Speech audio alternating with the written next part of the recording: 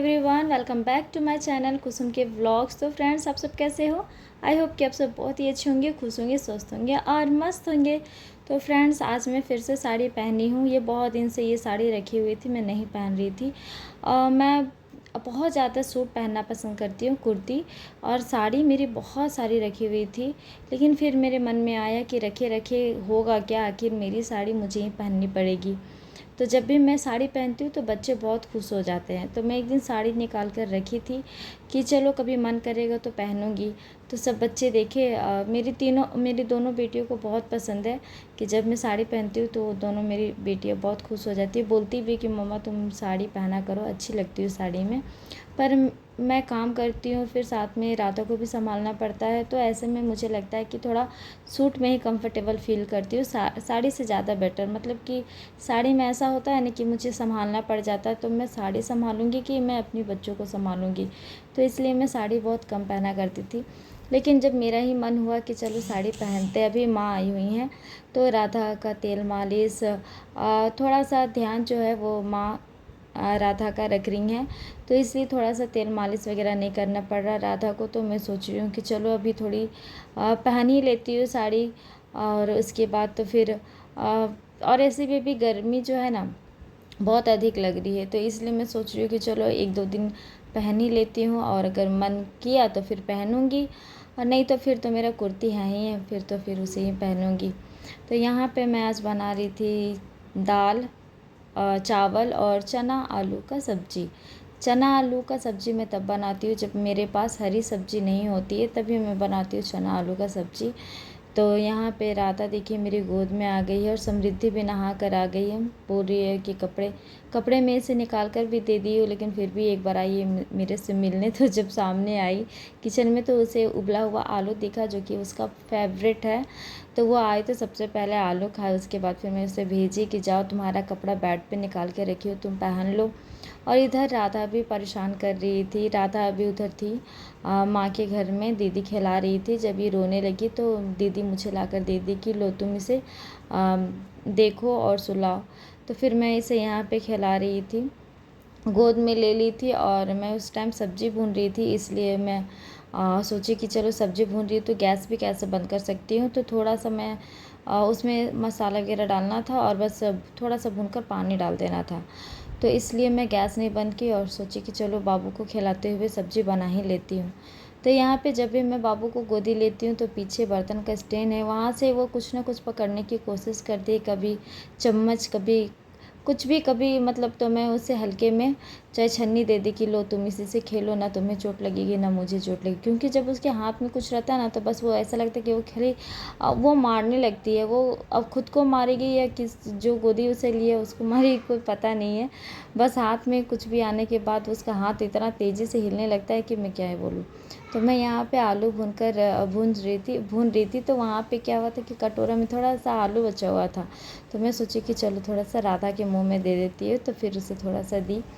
और उसके बाद फिर मैं यहाँ पे सब्जी बनाती हूँ। और यहाँ पे क्या बोलूँ, आखिर कभी कभी ऐसा होता है ना कि बच्चे इतना परेशान करने लगते हैं कि काम अधिक होता है, फिर भी कुछ समझ नहीं आता है कि बच्चे को खिलाऊं कि काम करूं। एकदम परेशान हो जाती हूँ कभी कभी तो। और उन्हें भी लेट हो रहा था जाने में, तो इसलिए कल तो वो गए भी नहीं थे काम पे, तो आज उनको जाना था जल्दी। तो मैं इधर जल्दी जल्दी कर रही थी और मुझे समझ नहीं आ रहा था कि मैं क्या करूं। गैस भी बंद नहीं कर सकती थी, अगर गैस बंद करके बाबू को खिलाने जाती तो इधर लेट भी होता। तो फिर भी इधर कैसे भी मैनेज कर रही थी। और इधर मेरी राधा ना बहुत मतलब परेशान कर रही थी। अभी इसे नींद आ रही थी, जब मैं इसे सुलाने लगी ना तो फिर ये उठ गई। पास अभी कोई नहीं है राधा को लेने के लिए। ऐसे भी राधा रो रही थी तो दीदी मेरे पास पहुंचा देती कि इसे शांत करवाओ और सुला दो। और यहाँ पे अभी लवली भी नहीं है, लवली भी नीचे पूजा कर रही है। लवली के पापा भी छत पे गए हुए हैं, कुछ पता नहीं क्या कर रहे हैं। कई दिनों से फ़ैन जो है ना वो बहुत स्लो चल रहा है, और इतनी गर्मी पड़ रही है कि मैं आप लोगों को क्या ही बोलूँ। तो वही फ़ैन को देख रहे हैं कि मतलब वो अपना जुगाड़ लगा रहे हैं, कहीं कहाँ कहाँ सब सामान रखा हुआ मिल ही नहीं रहा है। तो वही पिलास के क्या बोलते हैं, पेचकस, वही ढूंढ रहे थे वो। तो वही कोई मतलब आज फ्री ही नहीं है और सासू माँ भी जो है वो छत पे हैं, कपड़े लेकर गई हैं डालने के लिए। तो यहाँ पे मैं अकेले पड़ गई थी। तो यहाँ पे क्या हुआ था कि मैं राधा को सुलाकर जैसे आई किचन में, तो यहाँ पे देख रही हूँ कि समृद्धि चेयर लगा ली है और चेयर लगाने के बाद वो सब्जी भून रही है। मैं देख कर तो एकदम से डर गई कि मतलब ये क्या कर रही है, मतलब क्या करूँ, इतने छोटे छोटे बच्चे के पास इतना दिमाग कहाँ से आ जाता है फालतू का, मुझे तो समझ नहीं आता है। फिर मैं उसे बोली उतरने के लिए, वो नहीं उतरी। फिर मैं उसे गोद में लेकर आई, बोली कि लो यहाँ पे राधा को सुलाई हूँ, तुम भी शांति से राधा के पास सो जाओ थोड़ी देर के लिए, तब तक मैं किचन में जो काम है वो कर लेती हूँ, किचन का जो भी काम है वो कर लेती हूँ। तो यहाँ पे मैं समृद्धि को समझा कर जा रही थी, तो यहाँ पे देख रही हूँ बार बार कि ये राधा को डिस्टर्ब कर रही है। कभी उसका हाथ जो है वो फेस पे ले रही है, कभी इधर यहाँ रखने, कभी कंधे पे रख रही है, कभी फेस पे रख रही है, इस तरह करके इसे डिस्टर्ब कर रही है। और मैं उसे बार बार मना कर रही हूँ कि नहीं समृद्धि, इसे सोने दो, अभी मुझे बहुत काम है, मुझे काम करने दो। फिर भी ये बिल्कुल भी नहीं मेरी बात सुन रही है, बस मन में मतलब जो आ रहा है इसका वो कर रही है। देखिए आप देख ही सकते कि कितनी बदमाशी कर रही है ये। राधा को सुलाकर फिर से मैं किचन में आ जाती हूँ, क्योंकि मैं उस समय सब्ज़ी भून रही थी, सब्ज़ी मेरा बना नहीं था। तो अभी मैं यहाँ सब्ज़ी को अच्छे से भून लूँगी, पानी डाल दूँगी और फिर थोड़ी देर छोड़ दूँगी पकने के लिए। यहाँ पे समृद्धि नहा चुकी है, तभी सुला कर आई राधा के पास, तो ये नहीं सोई। तो फिर मैं इसे लेकर आ गई इधर और बाल में कंघी कर दी, क्योंकि ये अभी नहाई थी तो इसके बाल ख़राब थे। तो मैं इसके बाल में कंघी कर दे रही हूँ। और आज घर खाली दिख रहा होगा आप लोगों को, क्योंकि पूनम और आलिया दोनों चले गए हैं, कल शाम में ही चले गए थे वाटर पार्क से घूम कर आए। उसके बाद शाम में ही दोनों चले गए थे, मेहमान आए थे दोनों को लेने के लिए। आलिया का तो बिल्कुल भी मन नहीं था जाने का, लेकिन फिर भी उसे जाना पड़ा, क्योंकि अब वो 1-2 दिन में बच्चों का स्कूल भी खुल जाएगा, तो इसलिए उसे जाना पड़ा। सुमन इधर ऑफिस के लिए रेडी हो रही है, समय हो चुका है उसका ऑफिस जाने का।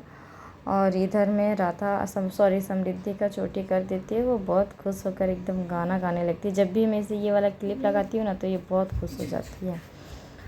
और यहाँ मेरी सब्ज़ी बनकर रेडी है चना आलू का। मैं इधर सबके लिए खाना परोस कर खिला दूँगी, क्योंकि अभी राधा सो रही है।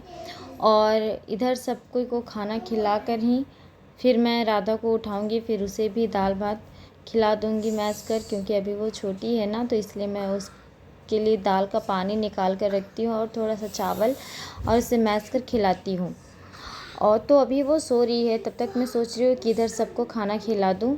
तो फ्रेंड्स, ये थी हमारी आज की ब्लॉग। आप लोग को कैसी लगी?